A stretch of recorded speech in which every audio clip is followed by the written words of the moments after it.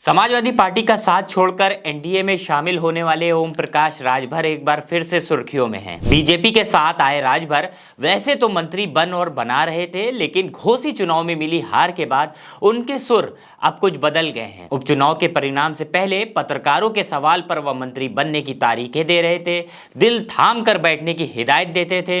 BJP के साथ आने के बाद से ही कभी इस महीने तो कभी अगले महीने वह मंत्री बनने वाले थे, लेकिन लगता है कि अब उनको भी अंदाजा हो गया है कि योगी सरकार का मंत्रिमंडल विस्तार दूर की कौड़ी हो गया है। राजभर अब अपने आप को मंत्री से बड़ा बताने लगे हैं। तो हुआ यूं कि सुहेलदेव भारतीय समाज पार्टी के मुखिया ओम प्रकाश राजभर शुक्रवार को सोनभद्र के रॉबर्ट्सगंज लोकसभा पहुंचे। वे यहां चुनाव तैयारी की समीक्षा कर रहे थे। पत्रकारों ने उनसे उनके अब तक मंत्री नहीं बनने का सवाल कर लिया, तो राजभर ने झट से जवाब दिया कि हम का किसी मंत्री से कम है का। दोस्तों, बीजेपी के साथ आए राजभर पहले तो खूब फुल फॉर्म में थे। मीडिया भी उनके विभाग को लेकर खूब कयास लगा रही थी, लेकिन तारीख पर तारीख गुजर जाने के बाद भी जब वह मंत्री नहीं बने तो अब खुद ही वह अपने आप को मंत्री से बड़ा बताने लगे, जैसे मानो मंत्री पद छोटा हो और उनके पास ज्यादा ताकत हो। यही नहीं, विवेकानंद प्रेक्षागृह में कार्यकर्ता सम्मेलन को संबोधित करने के दौरान उन्होंने नारा दिया कि जो जमीन सरकारी है वह जमीन हमारी है। जब इस मामले पर मीडिया ने उनसे सवाल किया तो राजभर खुद को सबसे बड़ा नक्सली बताने लगे। दोस्तों, ओम प्रकाश राजभर का ये तर्क उनकी झल्लाहट को दर्शा रहा है, और हो भी क्यों ना।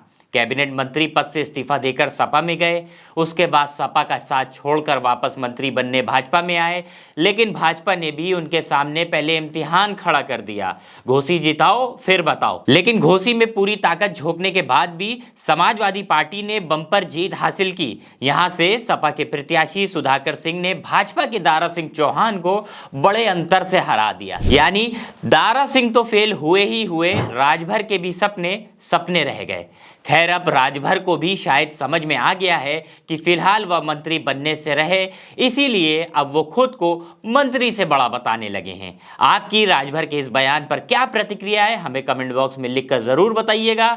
साथ ही आप ओम प्रकाश राजभर के मंत्री बनने को लेकर क्या सोचते हैं, हमें लिखकर बता सकते हैं। नमस्कार दोस्तों, यूपी की धुआंधार राजनीतिक खबरों के लिए भारत एक सोच को सब्सक्राइब जरूर करिए और बगल वाली घंटी जरूर दबाइए, क्योंकि अगर आप एक बार नोटिफिकेशन बेल दबा देंगे तो आपको हमारे नए वीडियो की सूचना बिल्कुल मुफ्त में मिल जाएगी और आप जब चाहे जानकारी से भरा वीडियो अपनी मर्जी के मुताबिक देख पाएंगे।